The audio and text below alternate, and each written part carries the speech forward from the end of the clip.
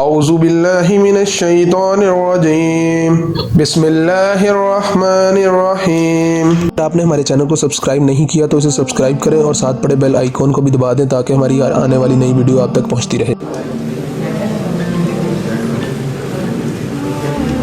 السلام علیکم ورحمۃ اللہ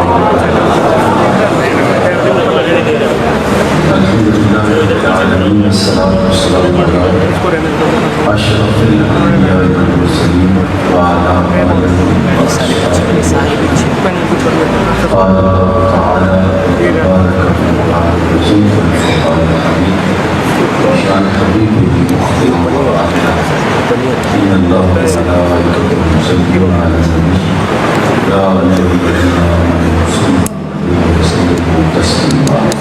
اللهم صل على سيدنا مولانا محمد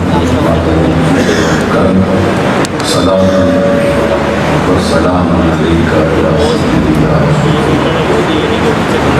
تمام ثنا تعریف و توصیف اللہ جل مجدہ کریم کی ذات بابرکات کی جو خالق کائنات بھی ہے اور مالک شخصیت اللہ جل وعلا کی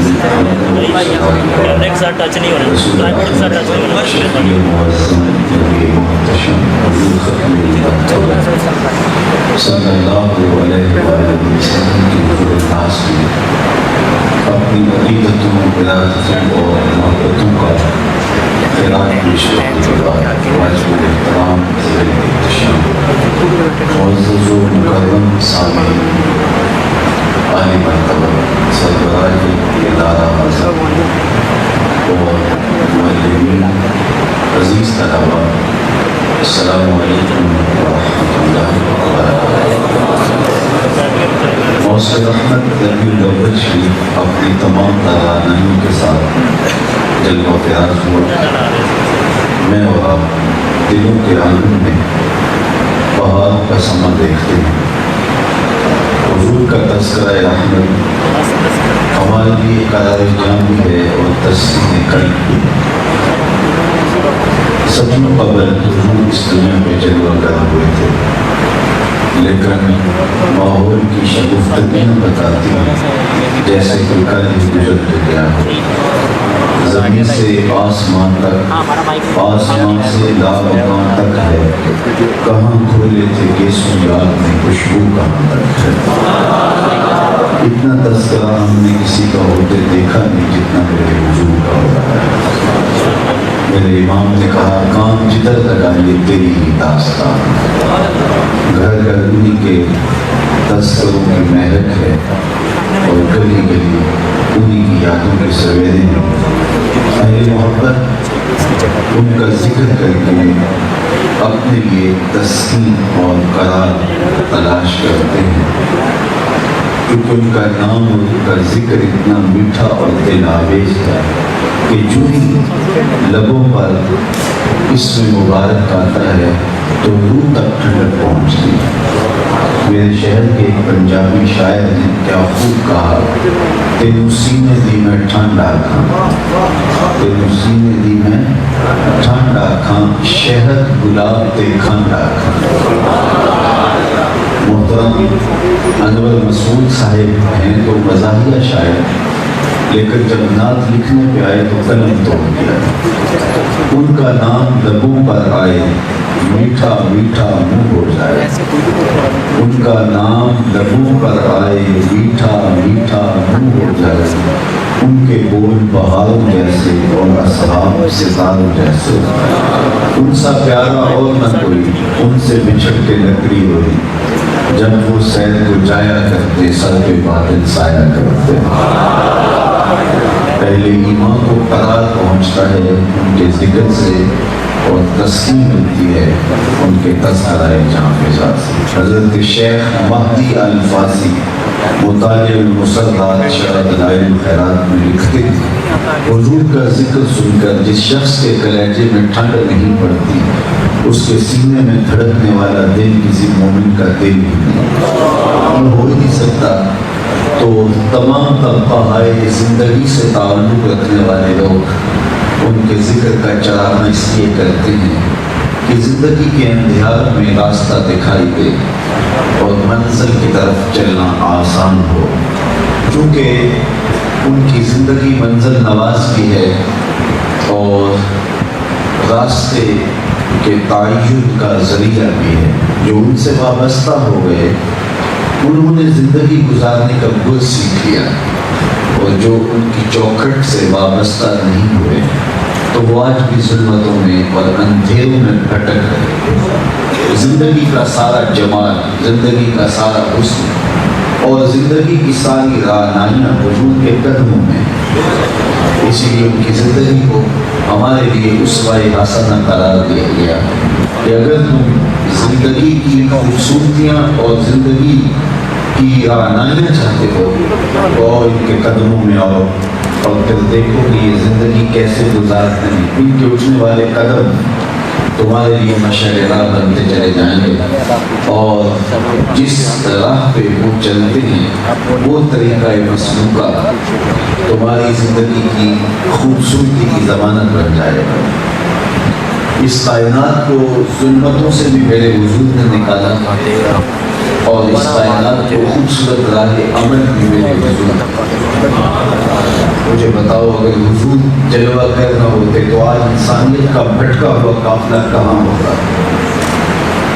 باپ اپنے ہاتھوں سے بیٹی کو زندہ درگور کر کے فخر کر رہا تھا۔ یہ حضور کی آمد سے قبر کی کہانی ہے، اور اتنی دردناک کہانی ہے کہ کلیجے منہ کو آتی ہے۔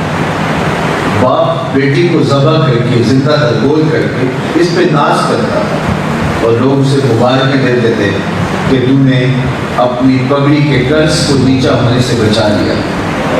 وہ معاشرہ کتنا شفاف تھا، وہ معاشرہ کتنا ظالمانہ تھا، جس میں بیٹی کے قتل پر بھی مبارک ملتی، اور لوگ اس پر داد دیتے تھے، اور باپ کا ساتھ شرم سے جھکتا نہیں تھا، فخر سے اونچا ہوتا تھا کہ میں نے اپنی بیٹی کو زندہ درگور کر دیا۔ اور یہ اتنا بڑا جرم ہے، قیامت کے دن جب اعمال کھولے جائیں گے، جب اللہ کے حضور بندے حساب کے لیے پیش ہوں گے، تو سب سے پہلا سوال نماز کا ہوگا، لیکن سب سے پہلا فیصلہ قتل کا ہوگا۔ یہ بات ذہن میں رکھیے، حقوق اللہ میں سب سے پہلا سوال نماز کا ہے، اور حقوق العباد میں سب سے پہلا سوال قتل کا ہے۔ جو قیامت کے دن فیصلے ہوں گے، سب سے پہلا فیصلہ قتل کا ہوگا، اور قتل میں بھی ان بچیوں کا فیصلہ مقدم رکھا جائے گا جو زندہ درگور ہیں۔ قرآن بتاتا ہے وَإِذَا الْمَوْءُودَةُ سُئِلَتْ بِأَيِّ ذَنبٍ قُتِلَتْ، قبروں میں گڑی ہوئی بچیاں اٹھائی جائیں گی، ان کے ظالم باپ کے ڈہرے میں ہوں گے۔ اللہ ان بچیوں سے پوچھے گا بِأَيِّ ذَنبٍ قُتِلَتْ، انہیں کس جرم میں قتل کیا گیا؟ اب بچیوں سے یہ پوچھا جا رہا ہے کہ تم قتل کیوں کی گئی؟ ان کے ظالم باپ کے ڈہرے میں کھڑے ہیں۔ آپ صاحب دانش و بینش ہیں، جب مجرم کے ڈہرے میں ہو تو پھر اسباب جرم مجرم سے پوچھے جاتے ہیں، محرکات کیا تھے، تم نے کیوں ظلم کیا، یہ قیامت کیوں توڑی، یہ غضب کیوں ڈایا؟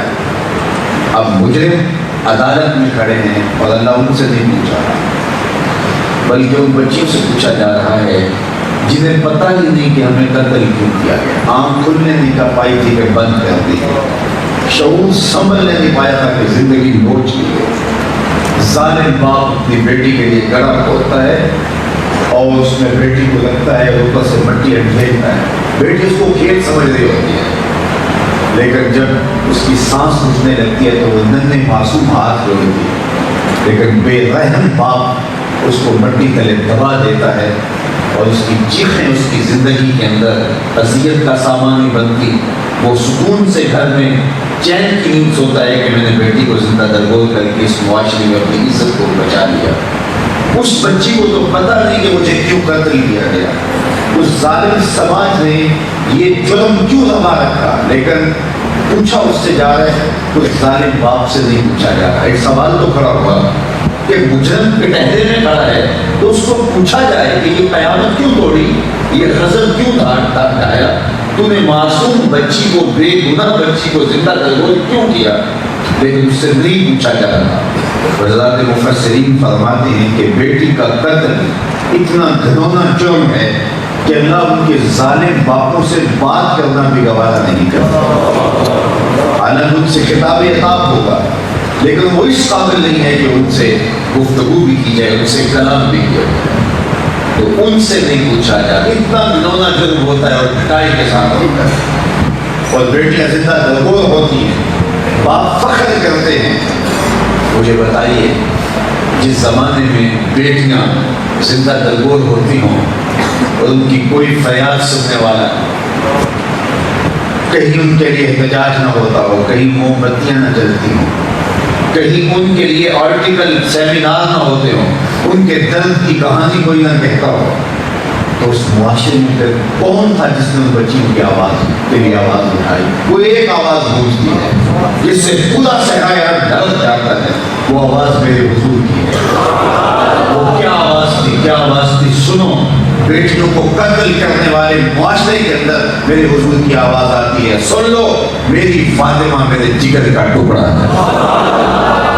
تو یہ کلمہ محبت ہی نہیں ہے، یہ کلمہ جہاد ہے۔ اس ظالمانہ سماج کے خلاف، ان جھوٹے اور خود ساختہ قوانین کے خلاف جو انہوں نے از خود وضع کر رکھے تھے اور بیٹیوں کا گلا دبا دیتے۔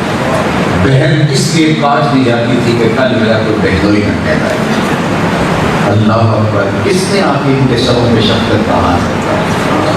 کس نے ان رشتوں کو تقدس دیا؟ آج غریب کی بیٹی ہو یا امیر کی، مزدور کی بیٹی ہو یا سرمایہ دار کی، جب باپ بیٹی کو گھر سے رخصت کرنے لگتا ہے تو اس کا کلیجہ منہ کو آتا ہے۔ بیٹیاں تو بیٹیاں ہوتی ہیں، اور ان کے سینوں میں بیٹیوں کے لیے جو محبتوں کے جذبات ہیں، ان کائنات کی کتنی دل آویز کہانی ہے۔ میں نے دنیا کے اوپر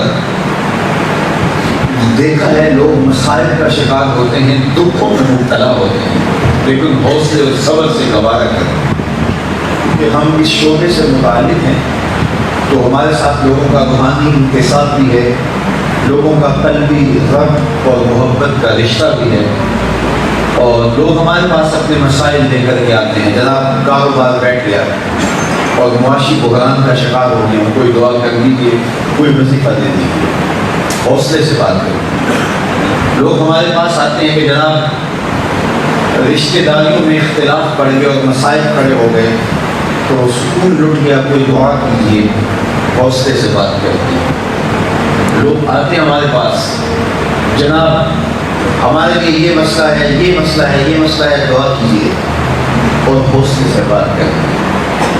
اور پھر کچھ لوگ آتے ہیں، جناب بیٹی سسرال میں دکھی ہے، دعا کر دیجیے۔ میں نے دیکھا ہے بڑے حوصلہ مند لوگوں کے ہونٹ کا پھپا رہے ہوتے ہیں، اور ان کا جذبات ان کا ساتھ نہیں دے رہے ہوتے، اور وہ اپنے آپ کو سنبھالا نہیں دے پا رہے۔ بیٹیوں کے لیے یہ محبت کے جذبات، اور یہ ان کے لیے سینے کے اندر الفت کی آواز کائنات کہاں سے آئی؟ میں نے ایک بوڑھے شخص کو دیکھا کہ اس نے اپنی کمر پہ بہت بڑا بوجھ لادا ہوا تھا اور وہ مزدوری کر رہا تھا، شناسائی کی تو روک کے کہا، آپ بوڑھے ہو گئے، اب کاروبار چھوڑ کیوں نہیں دیتے؟ تو اس نے ایسے جو ہے وہ اپنی مشت اٹھائی اور مجھے کہنے لگا، آج تک مجھے بہتر نہیں بھولتا۔ اس نے کہا، حضرت ایک بیٹی رہ گئی جس کے لیے میں نے شادی کیا۔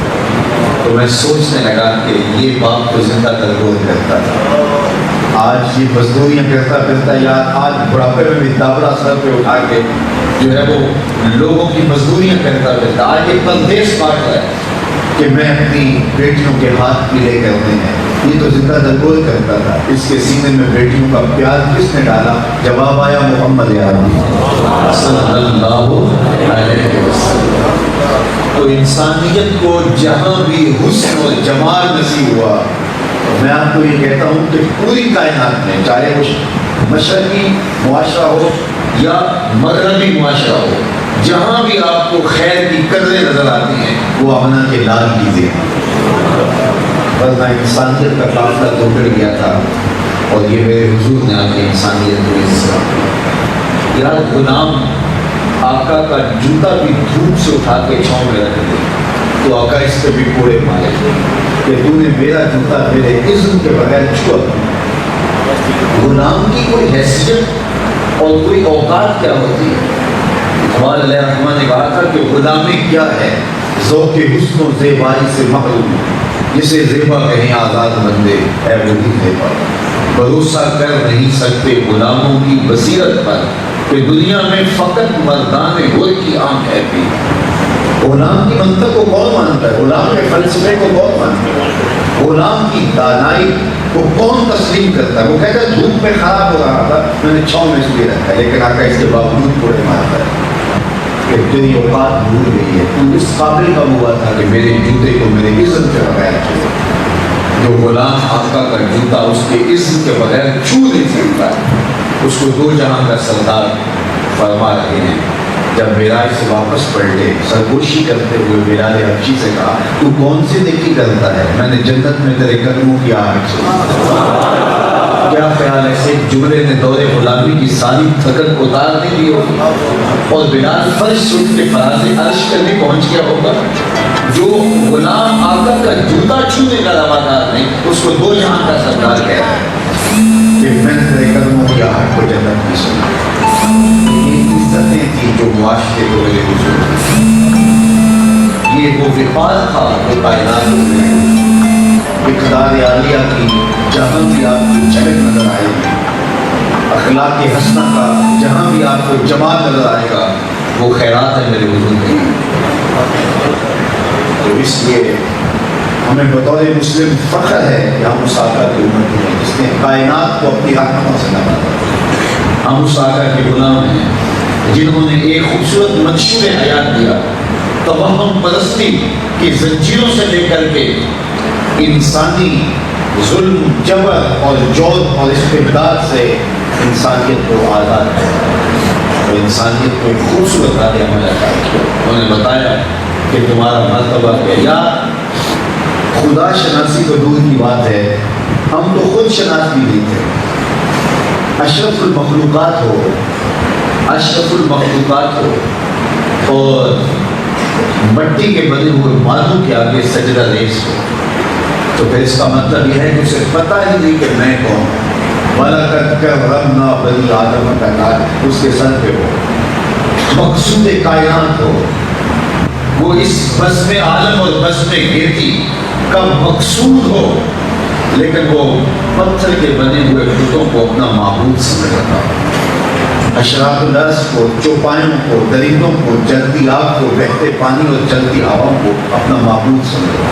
انسان کی تاریخ تو اتنی شرمناک ہے کہ یہ مچھلی پکڑنے کے لیے کانٹے کے ساتھ جو کیچوا لگایا جاتا ہے، کسی زمانے میں یہ بھی حضرت انسان کا معبود رہا ہے۔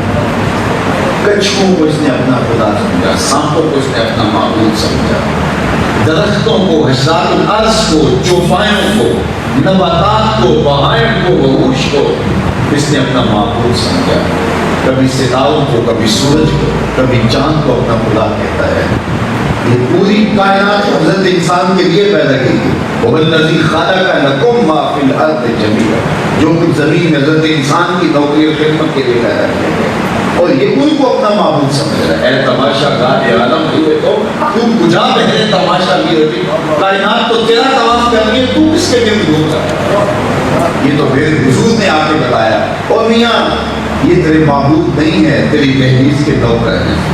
چاند کو پوچھتا ہے، یہ دیکھ انگلی اٹھتی ہے وہ ٹکڑے ہو کے قدموں میں آتا ہے۔ سورج کو پوچھتا ہے، یہ دیکھ اشارہ ہوتا ہے اور وہ بھاگتا ہوا سب کے وقت پہ آتا ہے۔ درختوں کو پوچھتا ہے، جا میں نہیں، تو ہی کہہ دے تمہیں اللہ کا رسول بلا رہا۔ اب انسان کی آنکھ کھلتی ہے کہ میں جن کے پیچھے دوڑ رہا تھا وہ تو میرے اشاروں پہ، اب اسے سمجھ آئی کہ میں کون ہوں۔ اپنی ذات کو دیکھنے کو اسے موقع اس آئینے میں نصیب ہوا، اب اسے سمجھ آئی، اب اس کی آنکھ کھلی، اللہ اکبر، اب اسے سمجھ آئی ستاروں سے آگے جہاں اور بھی ہے۔ اب اسے پتا چلا پرے ہے چرخ نیلی فام سے منزل مسلمان کی، ستارے جس کی گرد راہوں وہ کاروان تو ہے، کانپتا ہے دل تیرا اندیشہ طوفان سے کیا، ناخدا تو بحر تو کشتی بھی تو ساحل، دیکھ آ کر تو چاہے جا کے گرے پاں میں کبھی، کیس تو لیلا بھی تو صحرا بھی تو محبت بھی، وائے ناکامی کے تو محتاج ساقی ہو گیا، میں بھی تو بینا بھی تو مستی بھی تو حاصل بھی تو، آہ کس کی جستجو آوارہ رکھتی ہے تجھے، راہ تو رہرو بھی تو رہبر بھی تو منزل بھی تو، بے خبر تو جوہر آئینہ ایام ہے، تو زمانے میں خدا کا آخری ہے۔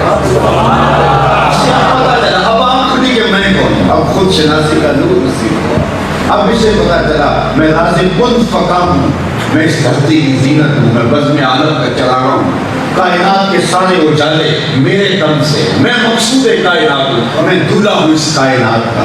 اب اس کی ٹون ہی بدل گئی، جو بتوں کو، درختوں کو، حشرات و نرس کو، کیچوں اور کچھووں کو پوچھتا تھا، اب اس کی بدلی ہوئی ٹون کیا ہے؟ فرشتہ کہنے سے میری توقیر گھٹتی ہے۔ اب وہی انسان بول رہا ہے، فرشتہ کہنے سے میری توقیر گھٹتی ہے، میں مسجود ملائک ہوں، مجھے انسان رہنے دو۔ اس سے پتہ ہی اب چلا کہ میں کون ہوں۔ یار ہمیں تو اپنے من کی آشنائی اس تحریر سے ملی، ہمیں تو اپنے آپ سے آگے اس چوکھٹ سے ملی ہے، ہمیں تو زندگی کا سارا شعور اور زندگی کا سارا نور اس تحریر سے ملا ہے۔ سید سلیم گیلانی مرحوم کا ایک شعر دیکھیے، میں کہتا ہوں کہ انہوں نے کوزے میں سمندر جو بند کرنے والی کہانی ہے وہ شعر میں ملاحظہ کی جا سکتی ہے، نہ خرد کی روشنی تھی نہ جنوب کی آگ رہی تھی۔ ذرا شعر کا جمال دیکھیے اور حسن دیکھیے، معنویت، لطافت، اور اس کے اندر جو اتنی بڑی کائنات سے ہوتی گئی۔ میری ساری تقریر کا خلاصہ اگر یہ شعر آپ قرار دے دے تو بے یاد نہیں ہوگا۔ سنیے وہ کیا بولتے ہیں، نہ خرد کی روشنی تھی نہ جنوب کی آگ ہی تھی، تیری راہبری سے پہلے یہ جہاں جہاں نہیں تھا۔ نہ خرد کی روشنی تھی نہ جنوب کی آگ ہی تھی، تیری راہبری سے پہلے یہ جہاں جہاں نہیں تھا، تیرے آستان سے پہلے کوئی آستان نہیں تھا، میں وہ زمین تھی جس کا کوئی آسمان نہیں تھا۔ تو زندگی کا سارا جمال، زندگی کا سارا حسن اور زندگی کی ساری خوبصورتیاں کائنات کو نصیب ہوئی ہیں تو آمنہ کے لال کی دہلیز سے۔ یا تمہارا نبی تمہیں زندگی کا جمال بخشے، تمہارا نبی تمہیں اقدار سے روشناس کروائے، تمہارے آقا و مولا تمہیں زندگی گزارنے کے گل سکھائے، تمہیں خود شناسی سے لے کے خدا شناسی تک کا سبق پڑھائے، اور تم اپنے نبی کا در چھوڑ کے، اپنے نبی کی تعلیمات چھوڑ کے غیروں کے دست نگل بن جاؤ، تو پھر دنیا کے اوپر کیا تم رسوا نہیں ہوگے؟ جب تم نعمتوں کی ناقدری کرو گے تو پھر 56-57 ممالک کی تعداد رکھنے کے باوجود ذلت تمہارا مقدر نہیں ہوگا۔ اتر کر ہرا سے سوئے قوم آیا اور ایک نسخہ کیمیا ساتھ لایا۔ وہ ایک نسخہ کیمیا کہتے ہیں کہ وہ ایسی بوٹی ہوتی ہے کہ جو سونے سے مس کریں، تانبے سے مس کریں تو وہ سونا بن جاتا ہے۔ تمہارے وجود کے تانبے اس نبی کی تعلیمات کی روشنی میں سونے بن سکتے ہیں، لیکن تم تانبے کے تانبے رہے اس لیے کہ تم نے اس کیمیا گھر سے، اس جو ہے وہ نسخہ شفا سے، اس نسخہ رحمت سے روشنی تلاش نہیں کی، اور آج تم اندھیروں میں بھٹک رہے ہو۔ اقبال نے جب شکوے کی زبان کھولی تو لہجہ بڑا تلخ ہو گیا، فتویٰ بھی مترجم ہوا، لیکن جواب آیا تو سارا نشہ ہو گیا۔ شکوے میں مبتدی رب سے شکوہ گناہ ہے، صفائے دہر سے باطل کو مٹایا ہم نے، نوع انسانی کو غلامی سے چھڑایا ہم نے، تیرے کعبے کو جبینوں سے بسایا ہم نے، تیرے قرآن کو سینوں سے لگایا ہم نے، پھر بھی ہم سے گلا ہے کہ وفادار نہیں، ہم وفادار نہیں تو بھی تو دلدار ہے۔ تو لہجہ تلخ ہو گیا، لیکن اب جواب سنیے، سیغہ ہوئی، لفظ ہوئی، ایسے تھوڑا سا سیغہ بدلتا ہے، اب آواز دور سے آ رہی ہے۔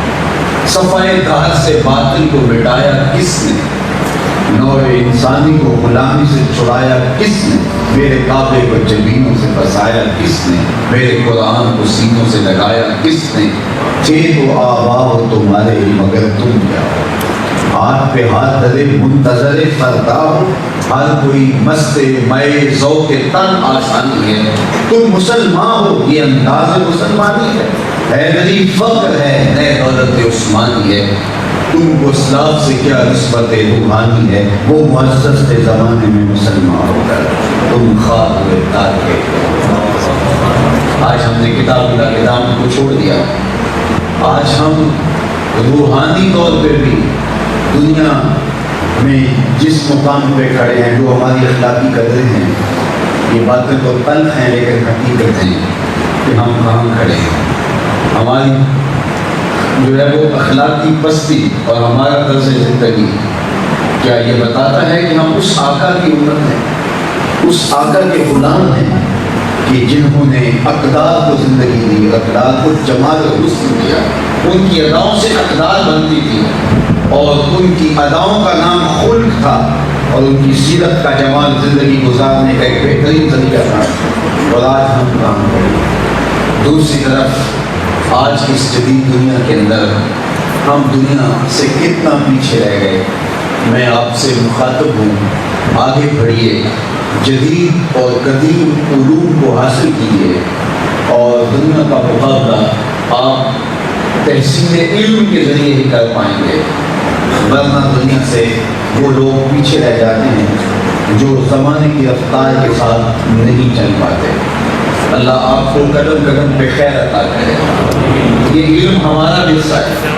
ہم تاریخ پڑھی ہے، جب پیرس کی گلیوں میں کیچڑ تھا، بغداد عروس البلاد کہلاتا تھا۔ یہ ہماری تاریخ ہے، جب شاہزمان اس کے لارڈ ابھی دستخط کرنے کی مشق سے گزر رہے تھے، ابن حزم کے قلم سے 1000 کتابیں نکل گئی۔ یہ ہماری تاریخ ہے۔ جب وہ سواد آشنا بھی نہیں تھے تو یورپ کے اندر کرتبہ کی دستگاہ کے اندر بیٹھ کر کے جو ہے وہ ہمارے جو ہے وہ بزرگ اور ہمارے محققین وہ شاہکار تخلیق کر رہے تھے کہ دنیا دیکھ رہی تھی۔ جب انہیں خود سے آشنائی نہیں تھی اور انہیں واش روم کا طریقہ نہیں آتا تھا، ہمارے منجم ستاروں پہ کمندے ڈالتے تھے۔ یہ ہماری تاریخ ہے۔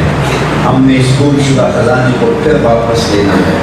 میں جس منصب پہ ہوں، ممبر و محراب کا منصب اگر مجھے دیا گیا ہے تو میں اس کے تقاضوں کے کہ میرے سے میرا منصب کیا تقاضا کرتا ہے، اور آپ جس بھی شعبہ زندگی میں جائیں اور جہاں بھی بیٹھے، جہاں رکیں، جہاں ٹھہریں، آپ دیکھیں کہ ہمارا شعبہ اور ہمارا منصب ہم سے کیا تقاضا کرتا ہے۔ دیانت کے ساتھ، قابلیت کے ساتھ آگے بڑھیں۔ آنے والا کل کسی اور کا نہیں ہے، آنے والا کل آپ کا انشاءاللہ۔ اسلام کی نشت ثانیہ ہونی ہے، یہ اگر ہم نہیں کریں گے تو اللہ اور لوگوں کو پیدا کرتے ہیں۔ ایک وقت آنے والا ہے، صحیح احادیث میں خبریں موجود ہیں، ایک وقت آنے والا ہے کہ پوری کائنات کا کوئی چھاتا نہیں ہوگا جس پہ جھنڈا میرے حضور کے نام کا۔ انشاءاللہ یہ ہمارا مستقبل ہے، یہ ہماری زندگی ہے۔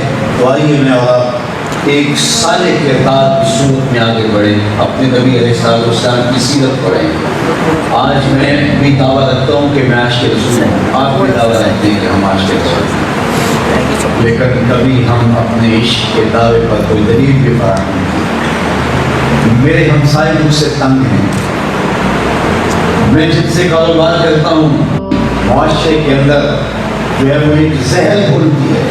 میرا طرز زندگی کے اندر، میرے 10 مرلے کے گھر کے اندر میں عاشق رسول کہلاتا ہوں۔ صاحب آپ عاشق رسول نہیں ہیں، آپ کچھ اور ہوتے ہیں۔ آپ نے وعدہ کیا، آپ کے وعدے سے پتہ چلے گا آپ عاشق رسول ہیں کہ نہیں۔ میرے حضور علیہ السلام کو کسی سے وعدہ کرتے کدے آنے تک نہ کہا، اور وہ جا کے بھول جاتا ہے، اور حضور کھڑے ہیں 1 دن نہیں 3 دن کھڑے ہیں، صرف حاجت ضروریہ کے لیے جاتے ہیں، پھر آدمی کھڑے جاتے ہیں۔ وہ اچانک آیا تو اس نے دیکھا کہ حضور کھڑے ہیں، اس کو شرم ہوئی، وہ بھول گیا ہوگا، اور جب حضور علیہ السلام کے پاس آیا تو صرف اتنا کہا، صاحب تو نے مجھے مشقت میں ڈال دیا۔ یہ ہے میرے نبی علیہ السلام کا کردار۔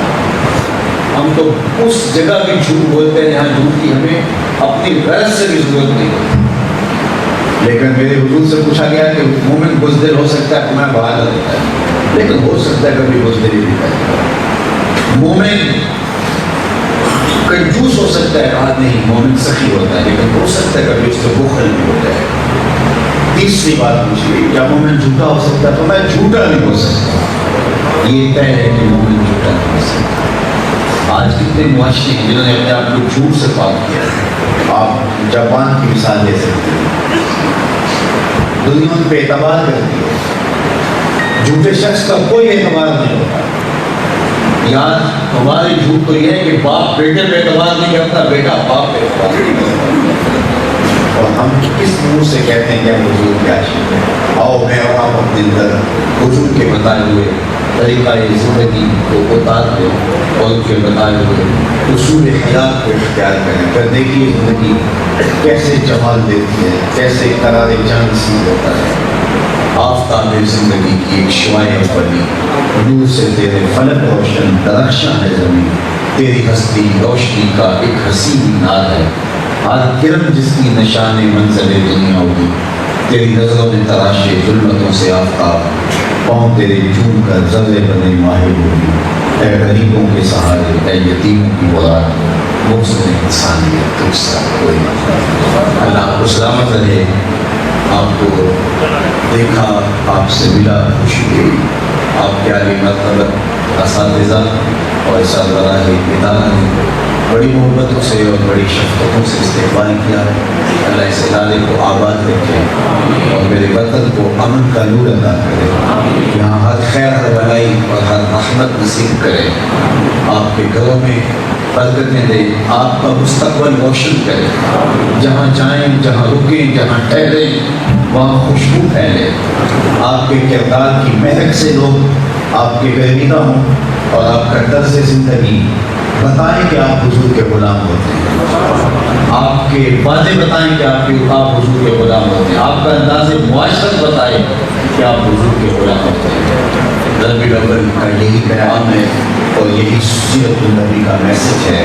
اللہ مجھے آپ کو اپنی پناہوں میں رکھے، اقبال کے سارے کلام کا راستہ جوڑیں تو جوس یہ نکلتا ہے کہ محمد سے وفا تمہیں تو ہم دے رہے ہیں، یہ جہاں چیز ہے کیا لوح قلم دے رہے ہیں۔ اقبال بولتے ہیں کہ حضور سے وفا کرو، پھر قلم بھی تمہیں دے دیں گے، تختی بھی تمہیں دے دیں گے، پھر تمہاری تقدیر کے فیصلے کہیں اور نہیں ہوں گے، بلکہ خدا بندے سے خود پوچھے گا بتا تیری رضا ہے۔ قلم بھی تمہارے ہاتھ میں، تختی بھی تمہارے ہاتھ میں، جو لکھنا ہوا خود ہی لکھیں۔ وصلی اللہ تعالی علی النبی الامین وآلہ وصحبہ۔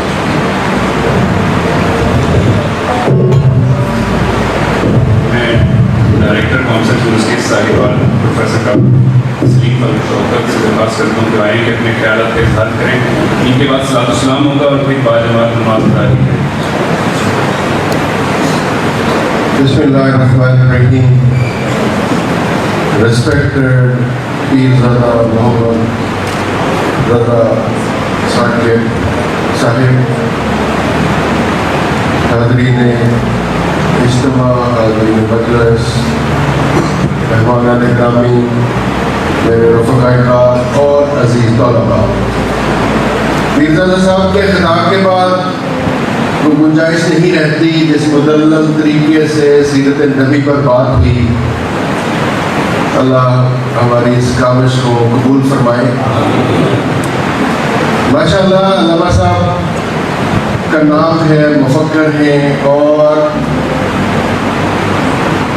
ماشاءاللہ آج کے دور میں جب میجورٹی علماء کسی ایک چیز پر متفق نہیں ہوتے، علامہ صاحب کی پرسنالٹی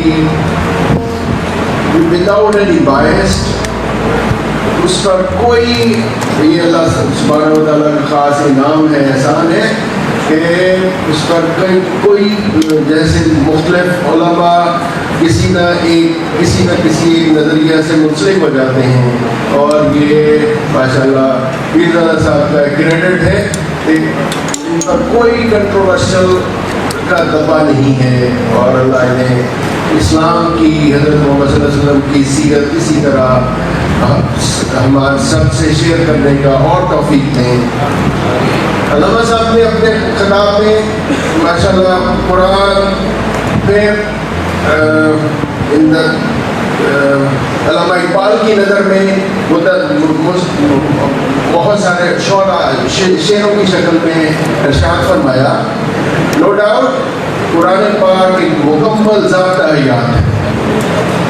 جب سے نازل ہوا اور جب تک زندگی ہے اس عرض پر قیامت تک ایک مسلسل ایک ساری اس ٹائم کے لیے اللہ سبحانہ و تعالیٰ کی طرف سے ایک آئین ترتیب دے دیا گیا ہے کہ آپ نے یہ ساری زندگی گزارنی کیسے. ایک کانسٹیٹیوشن ہے, ضابطہ حیات ہے, اور اس کو پرفارم کیسے کرنا ہے وہ حضرت محمد صلی اللہ علیہ وسلم صاحب نے اس پر مدلل طریقے سے وضاحت کے ساتھ کہ آپ کی معاشرت کیسی تھی, آپ کا بچپن کیسا تھا, آپ کا بزنس کیسا تھا, آپ کا اپنے عزیز اور اقارب کے ساتھ کیا رکھ رکھاؤ تھا یا کیسے انٹریکشن تھی. تو یہ ہمارے لیے مشعل راہ ہے. علامہ صاحب نے علامہ اقبال کا ذکر کیا اور ہم نے بھی یہ بہت سارے ہمارے بچے موجود تھے کہ لاسٹ فرائیڈے کو اس پر ہم نے بھی اقبال ڈے کے 9 نومبر تھا, جمعے کا دن بھی تھا, اور اس پر بھی تھوڑی سی بچوں سے شیئر کیا علامہ اقبال کی قرآن کی شکل میں کیا خدمات ہیں. بلکہ ڈاکٹر شاہد راج پور صاحب نے بھی اس پر خیالات کا اظہار کیا اور کہا کہ قرآن کی تفسیر علامہ اقبال کی شاعری میں بھی ملتی. تو that's no doubt about it. میں تھوڑا سا ایک واقعہ قائد اعظم کی حضرت محمد صلی اللہ علیہ وسلم سے عقیدت کا ضرور ذکر کرنا چاہوں گا. آپ سب کو پتا ہوگا کہ قائد اعظم محمد علی جناح نے لنکن سے جوائن کیا اور اس کی صرف اور صرف ایک وجہ تھی کہ اس میں جو بھی اب تک ہستیاں آئی ہیں جنہوں نے بنی نوع انسان کے لیے کوئی کام کیا ہے, کوئی رولز ریگولیشنز دیے ہیں, جنہوں نے فلاح انسانیت کے لیے اپنی کاوشیں کی ہیں, ان سب کی لسٹ ہے. اور میں پی ایچ ڈی کر رہا تھا 94 سے آنورڈس, تو میں نے اسپیشلی لنکن سے بھی جا کے دیکھا. ان کا بہت بڑا سارا ایک ہال ہے جس میں ٹاپ پر حضرت محمد صلی اللہ علیہ وسلم کا نام لکھا ہوا, اور یہ صرف اور صرف یہ وجہ تھی کہ قائد اعظم نے لنکن سے جوائن کیا کہ وہاں پر ٹاپ پر حضرت محمد صلی اللہ علیہ وسلم کا نام لکھا ہوا. جیسا میں نے ابھی کہا کہ اسوہ حسنہ قرآن کی عملی تفسیر ہے کہ ہم نے اپنی زندگیوں کو کیسے گزارنا ہے. پیر دادا صاحب نے اس پر ماشاءاللہ مدلل طریقے سے اظہار کیا کہ جہاں بھی ہو, جس طرح بھی ہیں, اسٹوڈنٹس ہیں, آج معلم ہیں یا بزنس مین ہیں, تو ہمیں کوشش ہونی چاہیے کہ حضرت محمد صلی اللہ علیہ وسلم کی پیروی کریں. ان کی ہمارے لیے مشعل راہ ہیں, اور جہاں تک ہو سکے ان کی تعلیمات پر, حضرت محمد صلی اللہ علیہ وسلم کی سیرت النبی پر عمل کریں. قرآن میں نے بتایا کہ ایک ضابطہ حیات ہے, اس میں چھوٹی سی ایک صورت ہے, 3 لفظوں کی صورت. سورۃ بقرہ کی 83 آیت ہے, اور اگر ہم اس پر صرف عمل کر لیں تو جو اسلام فلاحی مملکت کا جو تصور ہے وہ آ سکتا ہے, ہماری زندگیوں میں آ سکتا ہے, اور نہ صرف پاکستان بلکہ پوری دنیا اس چین سے, اس امن کا ایک گہوارہ بن سکتی ہے. وہ صرف 3 لفظی میجک اس میں ہے, قولوا للناس حسنا. سورۃ بقرہ کی 83 آیت ہے کہ آپ نے آپس میں جو معاشرت کرنی ہے بڑے آسان طریقے سے کرنی ہے, بڑے آسان اخلاق سے ایک دوسرے سے ملنا ہے, بات کرنی ہے. تو اس کو اپنی زندگیوں میں صرف 3 لفظوں کی آیت کو اپنی زندگیوں کا اگر ہم شعار بنا لیں تو آپ دیکھیں گے کہ کتنے سارے مسئلے مسائل ہیں ہمارے معاشرے میں. ہر کوئی ٹالرنس نہیں رہی, ہر کوئی اپنی جگہ پریشان ہے. تو اگر آپ ہو سکتا ہے کہ آپ بڑے اچھے طریقے سے, آسان طریقے سے کسی سے بات کر رہے ہو, لیکن آپ کو ریسپانس ہو سکتا ہے کہ اچھا نہ ملے, تو آپ اس آیت کا آپ کے ذہن میں ہے, اور ایک تو ثواب ڈیفینیٹلی ہے. پھر اگر آپ اس کو اگنور کریں کہ یہ اس نے, میں تو بڑی تمیز سے بڑے اچھے طریقے سے بات کر رہا تھا لیکن اس نے بڑی بدتمیزی سے, بڑی روڈ طریقے سے جواب دیا ہے, اس کو اگنور کریں اور اپنے ہی طریقے سے اس کو جواب دیں, تو آپ دیکھیں گے کہ اس کا لانگ ٹرم اس کا کتنا افیکٹ ہوتا ہے. اور آپ مطلب ایک دفعہ کر کے دیکھیں تو آپ کو سکون ملے گا, اور اس کا بڑا اسپن اوور افیکٹ بڑا دور تک جائے گا. اور ہو سکتا ہے, اور اگر آپ اس کو اگنور کریں ان دا وے کہ ہو سکتا ہے وہ جس سے آپ نے بات کی وہ بلڈ پریشر کا مریض ہو سکتا ہے اس نے 2 دن سے کھانا نہ کھایا ہو سکتا ہے اس کے گھر میں اللہ نہ کرے کوئی مسئلہ ہو. تو اگر آپ اسی طریقے سے اس کو لیں گے, ایک تو آپ کو ڈیفینیٹلی ثواب تو ہے ہی, اور ماشاء اللہ ایک معاشرہ بن جائے گا جو اسلامی فلاحی مملکت کا تصور ہے, جہاں پہ برداشت کا ایلیمنٹ ہے, جہاں پہ بھائی کے ساتھ بڑے ہی آرام سے سے بات کرتا ہے, وہ بن سکتا ہے. تو میں دوبارہ پیرزادہ صاحب کا انتہائی ممنون ہوں اپنی طرف سے, ادارے کی طرف سے, اور جیسے کہ آپ کو علم میں ہے کہ یہ پروگرام 7 کیمپسز میں ریکارڈنگ ٹیلی کلاس ہو رہا ہے, تو پورے کانسرٹس کی طرف سے میں انتہائی ممنون ہوں پیرزادہ صاحب کا کہ انہوں نے ہمیں آرڈر دی, ہمیں ٹائم دیا اپنے گوناگوں مصروفیات سے, اپنے انتہائی قیمتی وقت سے. We are really honoured sir, thank you very much for sparing time, and ہمارے نوجوان نسل کو, ہمارے قوم کے بچوں کو اپنے خیالات سے سیرت نبی کی روشنی میں ان سے آپ نے خطاب فرمایا. بہت شکریہ سر. جزاک اللہ. Last but not least, on behalf of students of ComSets, the management of ComSets, ہماری ڈائریکٹرز, ہمارے ڈائریکٹر صاحب کی ریکویسٹ ہے کہ آپ ہمارے ساتھ باقی کیمپسز کے بھی ایک تھوڑا سا ٹائم نکالیں, جس طرح آج ہماری یہ خوش قسمتی ہے کہ آپ نے ہمیں ٹائم دیا. اسلام آباد کیمپس کے لیے ہمارے ڈائریکٹر صاحب کی خواہش ہے کہ آپ وہاں ہمارے لیے تھوڑا سا ٹائم نکالیں. ریاڑی کیمپس کے لیے بھی سر نے ابھی آج بھی ریکویسٹ کی ہے, اس سے پہلے بھی ریکویسٹ کر چکے ہیں, اور عثمانی صاحب سے میں ریکویسٹ کروں گا کہ